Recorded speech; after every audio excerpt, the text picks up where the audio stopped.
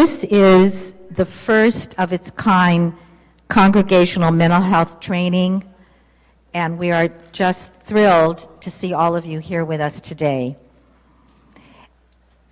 We're gathered here in what is called the Gratitude Hall, and what could be more fitting as a name because of the deep gratitude that we have for the Tzu Chi Buddhist Foundation providing us this opportunity to frame this experience we're going to have together in this beautiful setting. And of course, especially we want to, you noticed this morning how many volunteers are here and how much help we have from so many of the people in the Tzu Chi Foundation and their devotion to us and to really the world that we live in. As you'll notice, I hope you have a chance to look at the pictures and the comments along the wall here that will show the most remarkable humanitarian work that they do. They really give true meaning to the word of being a humanitarian. They go all over the world responding to people's needs, tragedies, disasters, from New Orleans, Louisiana to Bolivia. So I really urge you to take a look and see how inspiring real humanitarian work can be. Tzu Chi in Chinese means compassion and relief. So it's not something you can eat. It's something for your mind and spiritual. Okay? And Tzu Chi is a charitable volunteer organization, and most of Tzu Chi people are volunteer. We wear busher and white paint, so when we do disaster relief and also crime management, and they always call us Blue Angels because we come to the place to help. So they call us Blue Angels. But in Buddhist term, we call ourselves as Pusa. Pusas means someone who are willing to sacrifice themselves to save others from suffering. Standing home, reflecting the break of dawn. Of Dr. Marvin Southard, I want to welcome all of you here today.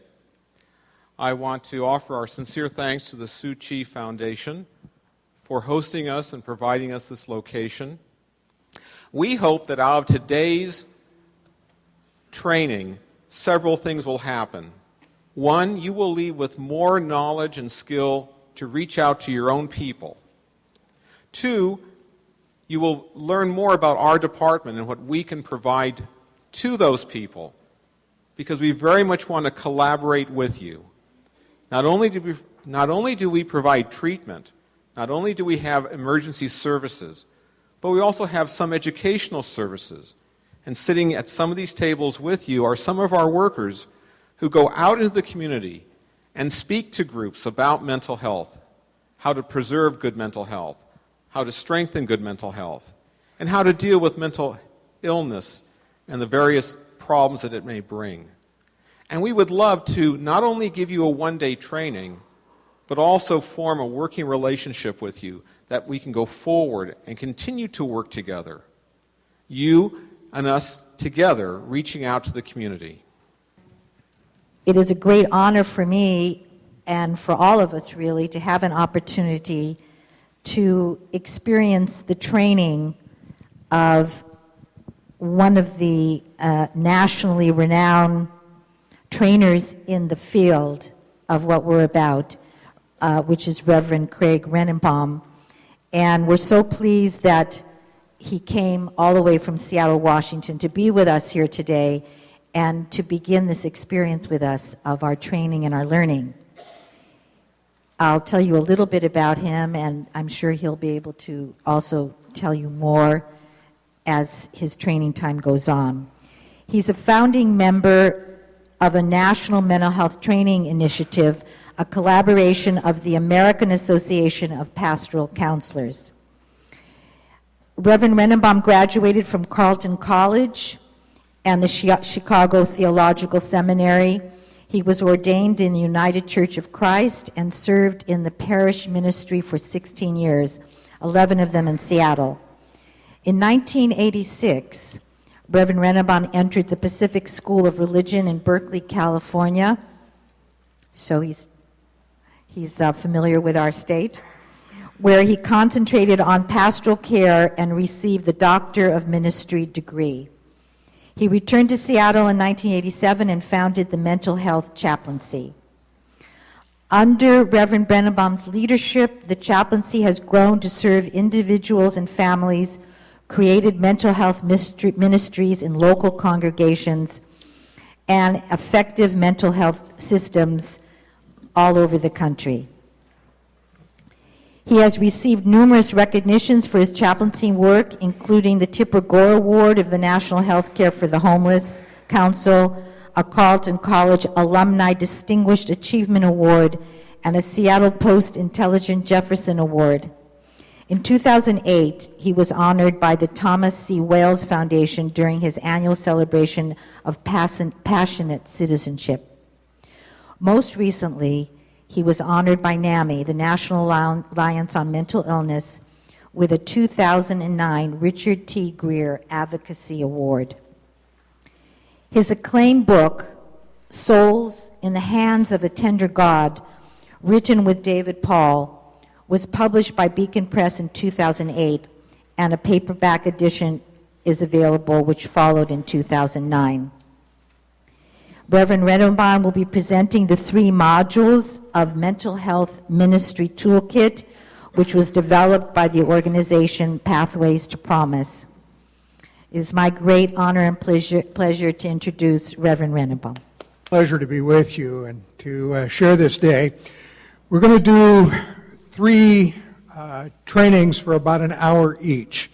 In this first training, I'm going to kind of introduce you to some framework for understanding serious mental health issues and how we as people of faith can respond to members of our congregations, to our people in our faith groups, those who come to our doors, who bring with them the suffering of a serious mental health issue.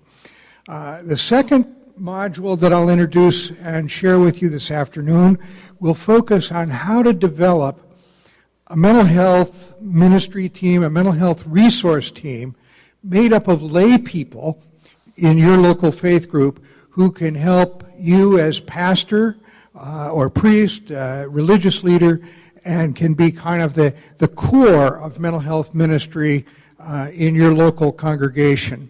The third module we'll introduce this afternoon is called Companionship. And the companionship training really focuses on how can we equip members of our faith groups to understand the serious mental health issues that come up and be present and share the journey with sisters and brothers who are seeking help, recovery, and moving toward wellness. So there are 3 pieces that we'll work on today. This morning we'll kind of get a general framework. This afternoon we'll talk about some of the mechanics and the specifics of organizing a group within your congregation to do mental health ministry. And then we'll close the formal training with looking at how each of us, in our own ways, as human beings, can be present with our sisters and brothers who are suffering and struggling for recovery and wellness. This morning, both on the way in here and talking with some of you at the tables, it's clear that we in our faith groups are already working with individuals who struggle with serious mental health problems.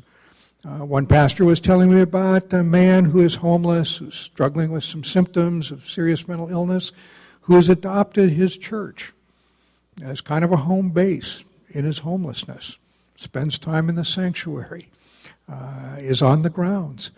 How do we respond in a way that's helpful to him and makes sense within our community? Another couple of women from a local church here in the Los Angeles area were saying, we're Stephen ministers. Sometimes we go out just to visit and be present with folks in our congregation, and we discover that they have some mental health issues. How do we respond? What can we do? I was talking with one of you that does youth work. Young people children, families, teenagers struggling with issues. How can we be supportive of parents, young children who may have some mental health issues? How do we work with our teenagers? So the issues are there. This is a mission field within our own neighborhoods, within our own congregations. So I want to begin with just some basic thoughts about mental health ministry. And this is I'll take you through a training module developed by Pathways to Promise. And if you go to the Pathways to Promise website on the internet, on the left-hand side of the home page, there's a box, and you can click on any one of these 3 training modules, and you can have on your computer this training module. You can look at it, you can share it with others, and there's also a presenter's guide available. So my hope is that out of this morning, for instance, you'll become familiar with Mental Health 101, mental health ministry. And you can open up your computer, get some friends, fellow members of the congregation, pastoral staff together. You can take a look at the presenter's guide, and you can become a teacher and trainer of Mental Health 101.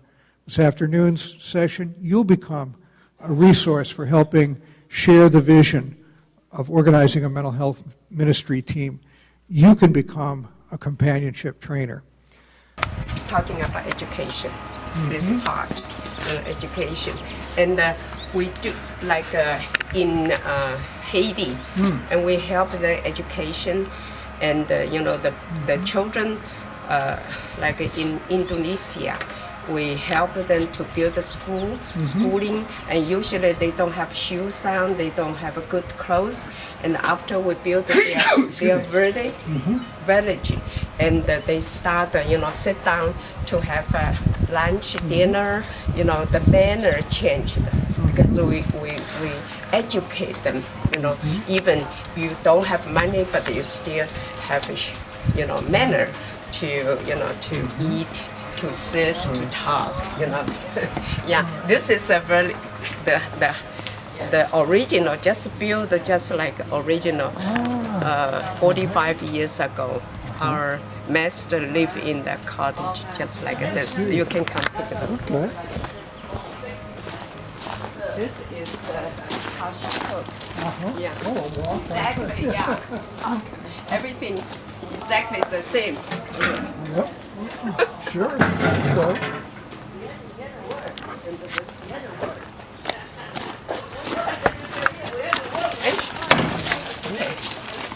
The size, come in, take a look. The size is just exactly the same when our master was here. And the one bed.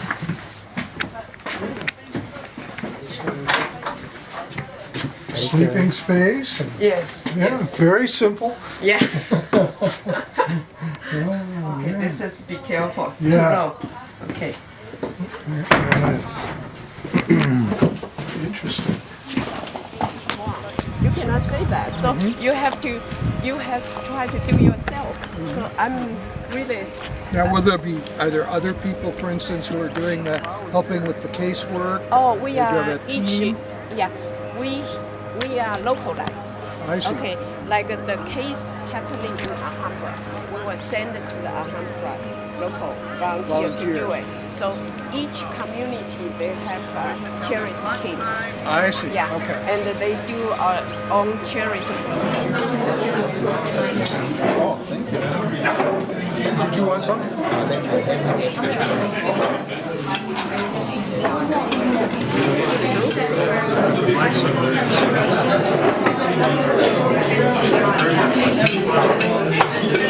Should have taken.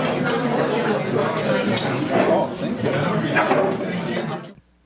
Well, let's launch into this next module. How do we actually put together a group of people in our local congregation, mosque, temple, synagogue, meeting? How do we bring together some folks to really pick up on and give guidance and direction to mental health ministry? I want to remind you that all the PowerPoint presentations that I'm using today are available on the website of Pathways to Promise. Just Google Pathways to Promise. Go on there and you'll find links to these 3 PowerPoint presentations, and you'll also find a presenter's guide which includes a script for you to use so you could actually do this presentation in your local congregation using this PowerPoint and the presenter's guide. So my hope is, what I did with this last year, I had 3 students working with me, and as part of their assignments as students with my ministry, I asked them to take these 3 PowerPoints back to their home congregations and invite a small group from their congregation to look at the PowerPoints with them. So each of these 3 students has presented these in their own home congregations. So I want to encourage you to go to the website, download these, or look at them, and share them with members of your home faith community, with other leaders in your congregation, and with people who are interested in doing this work.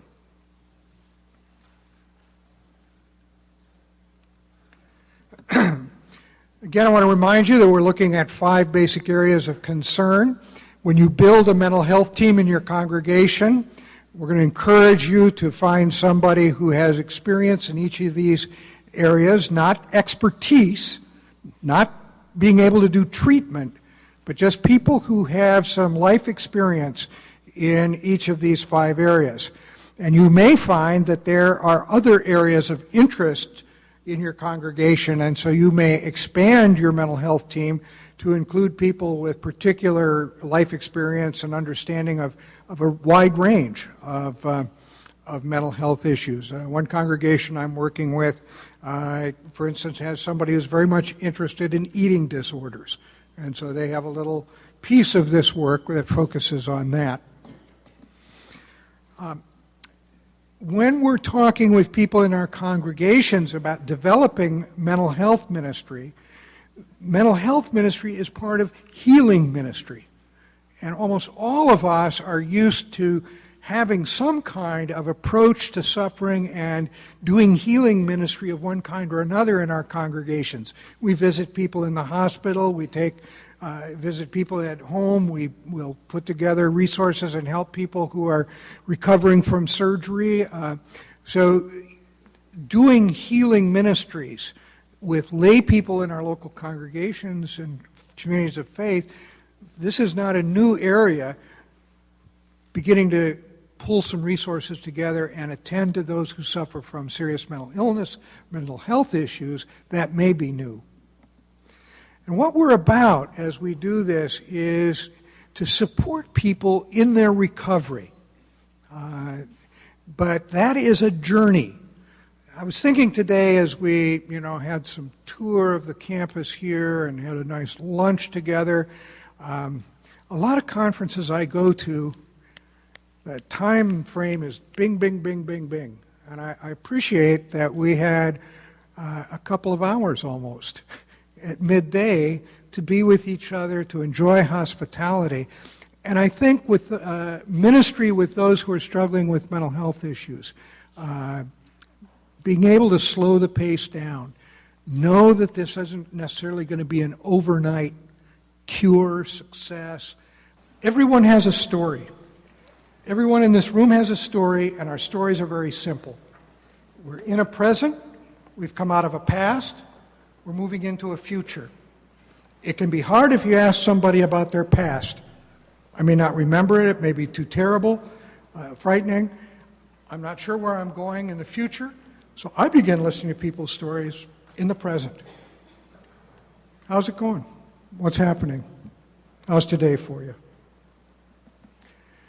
In the training with lay people, I talk about 7 basic tips on listening, beginning with the fact that it's an extraordinary gift just to listen to another person. When was the last time somebody sat down and just truly listened to you without saying, oh, that reminds me of when I, or you know what I think you should do about that, but just listened. gave you the space and time simply to share your story however you could tell it.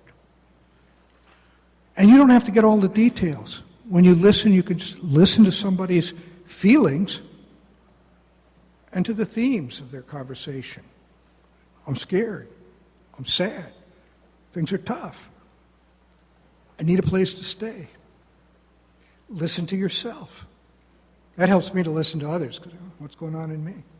I take care with responses. In companionship, I'm not the answer giver. I don't have all the solutions. As a companion, I want to invite the other person. Tell me more. What's that like for you? How so? But we never imagined that it would be a crowd as big as this. We never thought that people are interested in the topic. And we were just amazed at the response. Now, what we are thinking is that, or maybe we are not thinking, what we were hoping is that from here on, we would have to know, what are we going to do? How are we going to implement the seeds of knowledge that he has just come to show and share with us? At the department, we really have no, at the department, it's Adrian who does not know where to go. I just want to clarify that.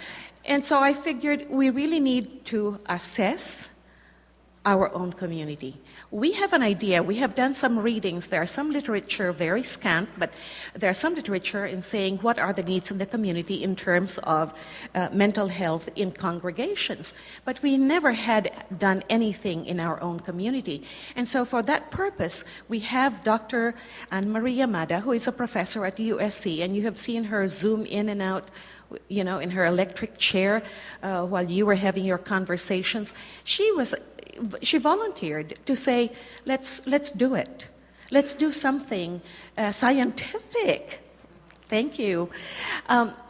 And so we would know, where are we going to go from here on? How are we going to take care of our own constituents, of our own congregants who have mental illness? And so the purpose of the survey, we asked too many questions, you can say that, but our purpose is to see what really are the needs in LA County. And I feel that with our own efforts, with our own energy, with our own dedication, we can serve our communities if we are to work together in harmony and peace. I like those terms. Remember that words are medicine too. When I speak, energy goes out into this room. It's collected in your ear. And it begins to vibrate your eardrum, and that eardrum then begins to send energy and chemical messages into your brain. And your brain and the brain cells are changed because of my words. If I shouted at you, that would be bad medicine. That would not change your brain in a way that would be helpful. Our gestures, how I use my hands, how I position myself with you. Your body takes that in, your eyes, your ears. That too becomes part of your brain and being and helps to heal and grow. Words are medicine too. So as we finish the formal part of this, I just want to remind you that our word, our gentle gesture, our presence is medicine. We are part of the healing process. Thank you.